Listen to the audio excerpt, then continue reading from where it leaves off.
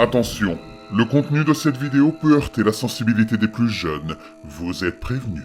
N'ayez pas peur de laisser un pouce bleu, d'activer les notifications et de vous abonner si ce n'est pas déjà fait. Le dernier trajet du bus 47.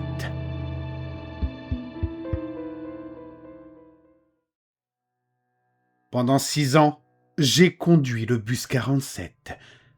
Ce trajet n'avait rien de particulier. Il partait du centre de transit du centre-ville, traversait le quartier industriel, franchissait le fleuve, faisait une boucle à travers plusieurs quartiers résidentiels et se terminait dans un centre commercial à l'autre bout de la ville. C'était le genre de trajet que la plupart des chauffeurs pouvaient pratiquement faire les yeux fermés. Les mêmes rues, les mêmes feux de signalisation, les mêmes arrêts jour après jour. La première chose étrange s'est produite un jeudi pluvieux de novembre. Le temps avait été exécrable toute la journée, et à la fin de mon service, la visibilité était réduite à néant. La plupart des gens étaient déjà rentrés chez eux avant que le pire de la tempête n'arrive. Vers minuit, j'effectuai ma dernière boucle avant de retourner au dépôt. Il ne restait plus que 3 passagers dans le bus. Un étudiant avec des écouteurs, une femme âgée portant plusieurs sacs de courses et un homme assis tout au fond.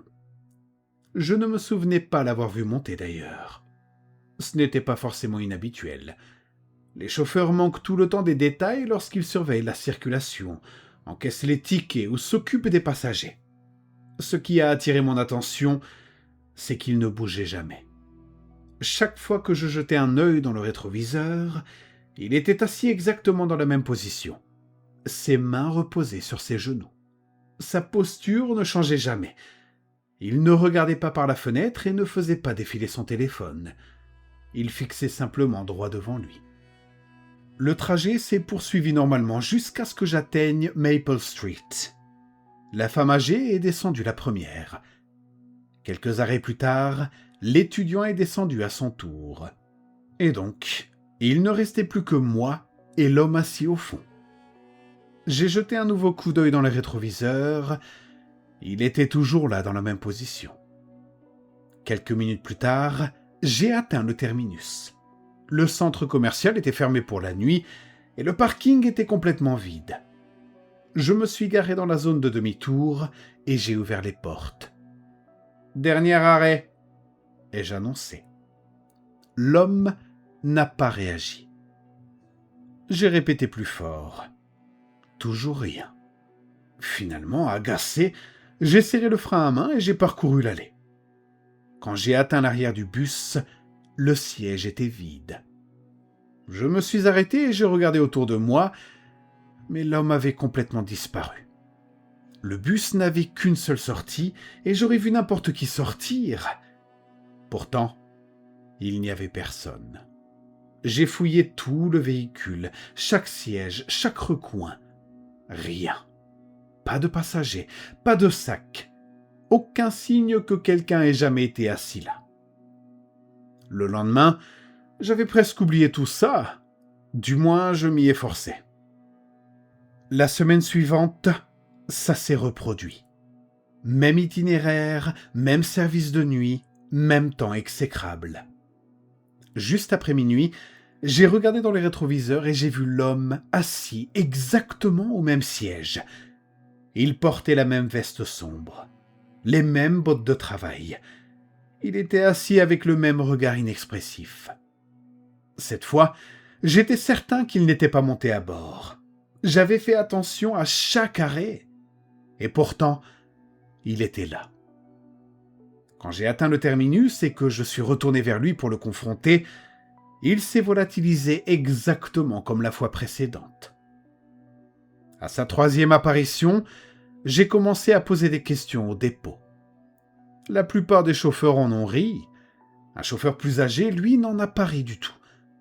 Dès que je lui ai décrit l'homme, il est devenu visiblement mal à l'aise. Après un long silence, il m'a posé une question.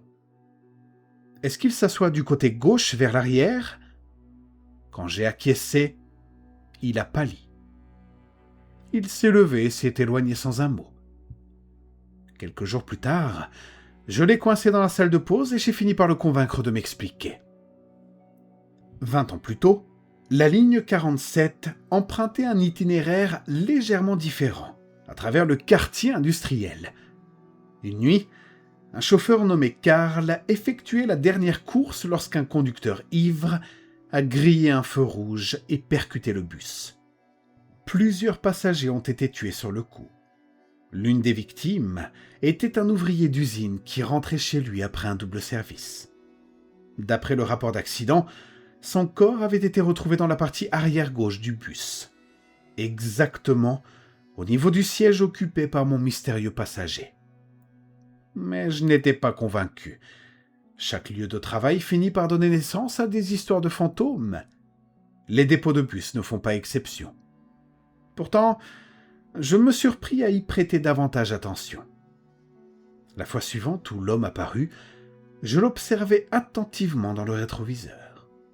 Il avait l'air tout à fait ordinaire. D'âge mûr, cheveux courts, bottes de travail, veste sombre. La seule chose inhabituelle était son expression. Il avait l'air triste. Il n'était pas en colère, il n'était pas effrayant, il était juste profondément triste. Son expression ne changeait jamais.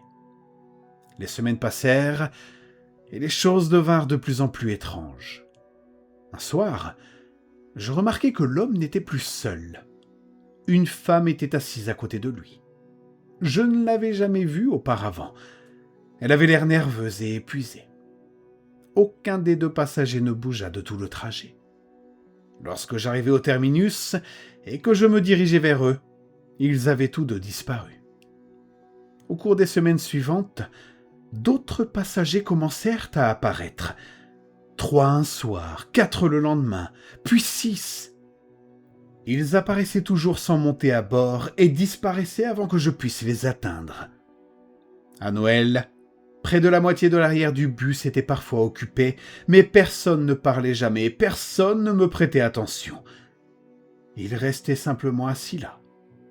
Ce qui me dérangeait le plus, c'était l'expression sur leur visage. Chacun d'entre eux semblait épuisé, abattu et anxieux. On aurait dit des gens attendant une mauvaise nouvelle dont ils savaient déjà qu'elle allait arriver. Finalement, j'ai cessé d'en parler à mes collègues. De toute façon, personne ne me croyait. Puis, vint le 17 janvier. Un épais brouillard s'était installé sur la ville après le coucher du soleil. À minuit, la visibilité était si réduite que même les lampadaires semblaient lointains et flous. J'étais à mi-parcours lorsque j'ai regardé dans le rétroviseur et que j'ai failli freiner brusquement. Tous les sièges à l'arrière du bus étaient occupés. Au moins 20 passagers étaient assis en silence derrière moi. L'atmosphère à l'intérieur du bus semblait différente. Les cliquetis et les vibrations habituelles semblaient en quelque sorte étouffées. Tout semblait anormalement calme. Quelques pâtés de maison plus loin, la sonnette de demande d'arrêt a retenti. Le bruit m'a presque fait bondir de mon siège. Depuis des mois, ces passagers n'avaient jamais interagi avec quoi que ce soit. Ils ne bougeaient jamais, ils ne parlaient jamais. Et pourtant, quelqu'un avait demandé un arrêt. Le panneau lumineux au-dessus de moi s'est allumé. Il n'y avait pas erreur. Arrêt demandé. Je me suis garé automatiquement et j'ai ouvert les portes. Personne n'est descendu. Les passagers sont restés parfaitement immobiles. Puis la sonnette a retenti à nouveau, et encore, et encore, et encore. Le son résonnait sans relâche dans le bus. Quand j'ai regardé dans le rétroviseur, tous les passagers me fixaient droit dans les yeux. Pour la première fois, ils ne regardaient pas devant eux. Ils me regardaient moi. Un frisson m'a parcouru l'échine. Un passager a lentement levé le bras et a pointé du doigt le pare-brise. J'ai reporté mon attention sur la route. Un bus urbain se trouvait juste devant moi, au milieu du carrefour. Ses phares étaient éteints. Son moteur semblait à l'arrêt. Le véhicule bloquait toute la chaussée. J'ai freiné brusquement. Le bus s'est arrêté à moins de 3 mètres de moi. À travers le brouillard, je voyais bien que quelque chose n'allait pas. La livrée semblait dépassée, vieille, comme si elle datait d'il y a plusieurs décennies. Puis, j'ai vu le numéro de la ligne. 47. J'en ai eu un haut le cœur. Ce n'était pas n'importe quel bus, c'était l'ancienne ligne 47. La même ligne impliquée dans l'accident mortel 20 ans plus tôt. Le véhicule était immobile dans le brouillard. Toutes les vitres étaient sombres, tous les sièges semblaient occupés. À côté, se tenait un homme vêtu d'un uniforme de conducteur. Alors que le brouillard se dissipait, je l'ai immédiatement reconnu. Karl, le conducteur qui avait péri dans l'accident. Je l'avais reconnu grâce à une photo d'employé accrochée au dépôt. Il ne regardait pas son propre bus, il regardait directement le mien. Puis il secoua lentement la tête, une seule fois. Immédiatement, la sonnette d'arrêt se mit à retentir sans discontinuer. Quand je jetai un œil dans le rétroviseur, tous les passagers s'étaient levés. Chacun d'entre eux désignait une rue latérale qui partait de l'intersection. Sans réfléchir, je tournai le volant. Le bus s'engouffra dans la rue latérale. Quelques secondes plus tard, un semi-remorque surgit à toute vitesse de l'intersection. Le conducteur n'a jamais touché au frein. Le camion a foncé exactement à l'endroit où mon propre bus aurait dû se trouver. Si j'avais continué tout droit, la collision aurait été catastrophique. Le camion a disparu dans le brouillard, et moi je suis resté figé au volant, luttant pour respirer. Quand j'ai enfin regardé en arrière vers le carrefour, le vieux bus avait disparu. Karl avait disparu. La route était complètement déserte. J'ai regardé dans le rétroviseur. Tous les passagers avaient disparu et le bus était complètement vide. Le lendemain matin, les rapports de police ont confirmé qu'un chauffeur de camion avait eu un malaise et perdu le contrôle de son véhicule près de la zone industrielle, à peu près à l'heure de l'incident.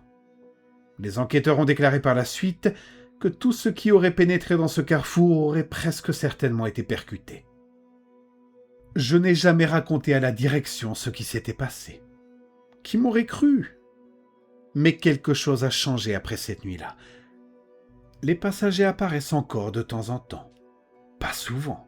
Et plus jamais en grand nombre. En général, il n'y en a qu'un ou deux. L'homme assis à l'arrière se montre encore tous les quelques mois. Il porte toujours la même veste et les mêmes bottes de travail. Il s'assoit toujours à la même place.